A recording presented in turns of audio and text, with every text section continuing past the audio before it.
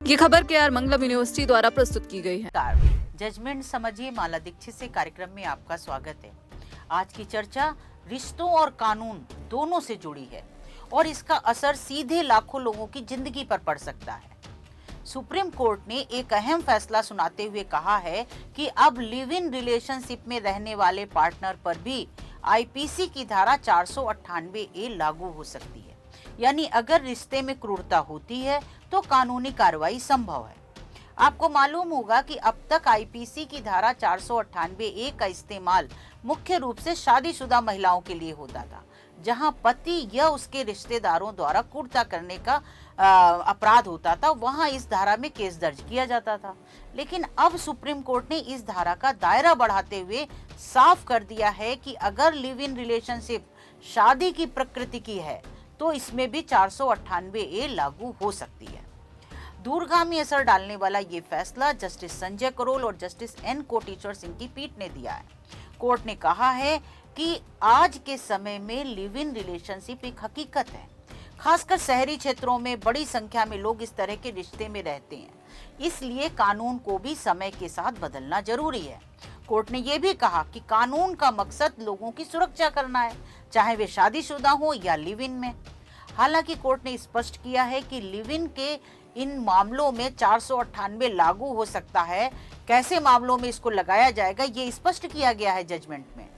यहाँ ये बात समझनी भी जरूरी है कि हर लिव इन रिलेशनशिप 498 ए लागू नहीं होगा हर लिव इन रिलेशनशिप पर, बल्कि सिर्फ वही रिश्ते इसके दायरे में आएंगे जो शादी की प्रकृति के हों, यानी दोनों पार्टनर बालिग हों, आपसी सहमति से साथ रह रहे हों, रिश्ते में स्थायित्व और प्रतिबद्धता हो।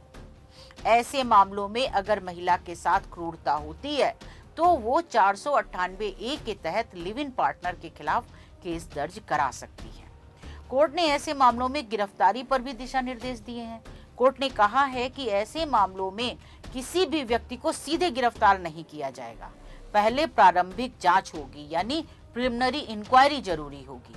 इसका मकसद है कि गलत मामलों से बचाव और कानून का दुरुपयोग रोकना। अब देखिए महिलाओं को इससे क्या लाभ होगा, क्या फायदा होगा, ये जजमेंट उनके लिए कैसे महत्वपूर्ण है। तो इस फैसले के बाद लिव इन में रहने वाली महिलाओं को भी वही सुरक्षा मिलेगी जो शादीशुदा महिलाओं को मिलती है। अगर उनके साथ मानसिक या शारीरिक क्रूरता होती है तो वे कानूनी मदद ले सकती हैं। कोर्ट ने कहा है कि अगर कोई भी व्यक्ति रिश्ते में ये सोचकर नहीं जाता कि उसके साथ अत्याचार होगा, लेकिन अगर ऐसा होता है तो कानून को उसकी रक्षा करनी चाहिए। क्या ये फैसला हर कानून पर लागू होगा? नहीं, ऐसा नहीं है। सुप्रीम कोर्ट ने स्पष्ट किया है कि ये व्याख्या सिर्फ आईपीसी की धारा 498 तक ही सीमित है। इसका असर किसी अन्य कानून या धारा पर नहीं पड़ेगा।